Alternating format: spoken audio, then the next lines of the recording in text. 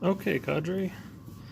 Yeah, I just wanted to do a quick little video, show you guys the Rolls razors. So, when I got this several years ago off the bay, I lucked out pretty good, and you can see I've got the whole thing in here,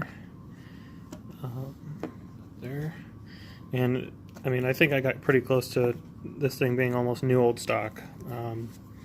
It's got the inspection card still in it. I've got the instructions, which is quite the piece of paper here. Got stuff on both sides. Got advertisements for their soap, sticks, shave pucks, brushes, extra blades, all that kind of stuff.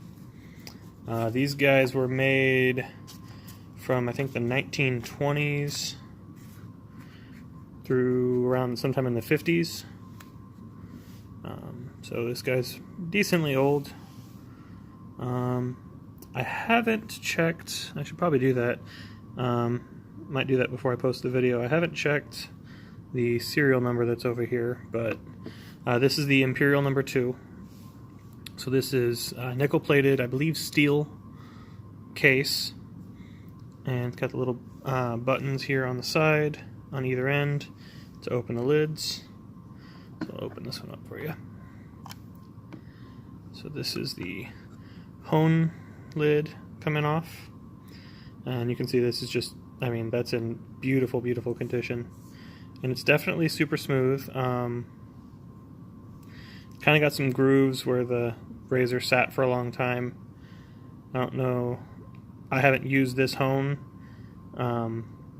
with the razor just because it's, I mean, it's in such good condition, aside from, I'm gonna guess, like just like jiggling around over time from the case being moved around, kind of put some slight grooves in there. You can kind of see them.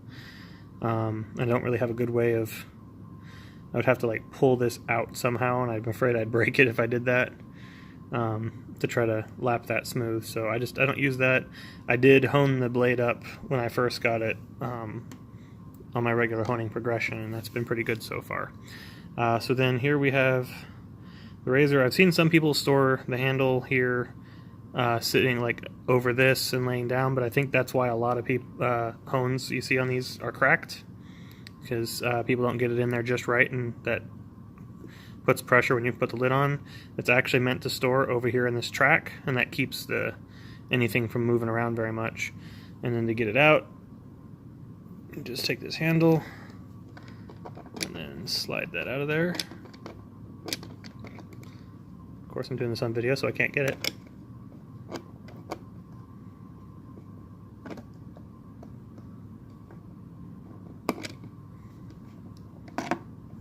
Come on.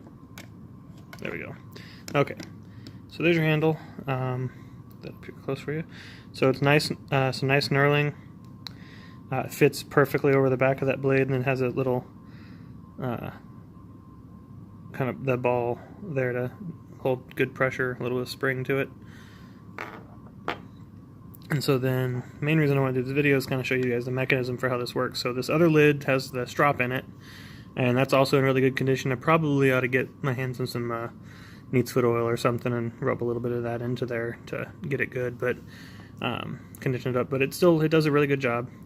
And so the mechanism for this is you just work this handle back and forth. I'll try to see if I can get that on video for you here. So you pull, and then some people I've seen do this pretty violently.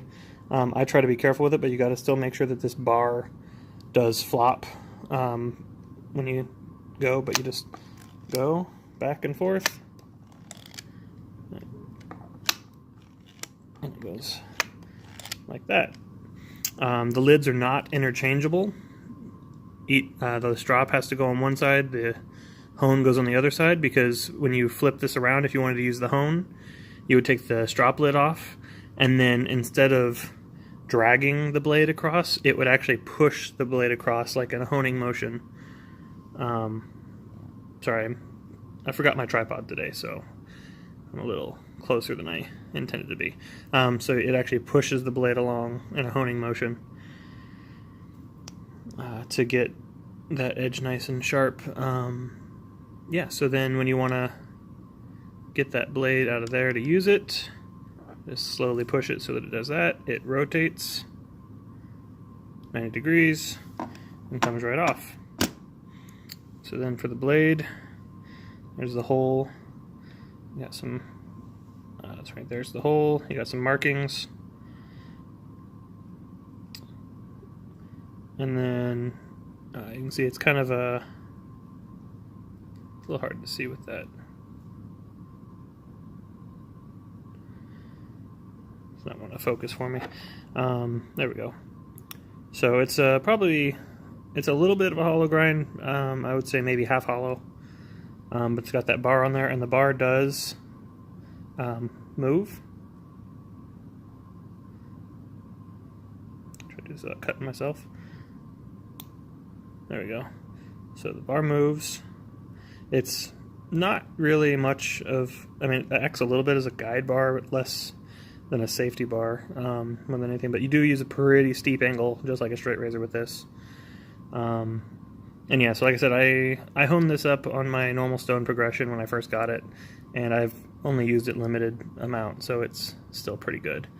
Yeah, so just wanted to kind of show you guys that, and then put it back in. Just put it on, rotate, let it lay back down.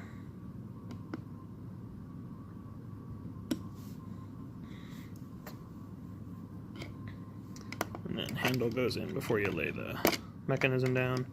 So yeah, no, you can see it fits really nice in there, and it's out of the way, so it's not going to crack your hone when you close it. And then this just, there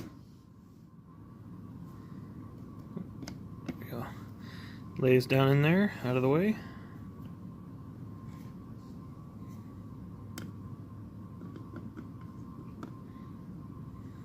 And I like to push the button as I'm closing it, just to keep this little stress on snapping these things in place. And I'll go ahead and open the strap side so you can kind of see what everything looks like from there. So there's the strap. That looks like it wouldn't be horrible to replace if I needed to, but again, this one's just in really nice condition. So I haven't had to mess with anything like that. I just probably need to get something to condition it a little bit.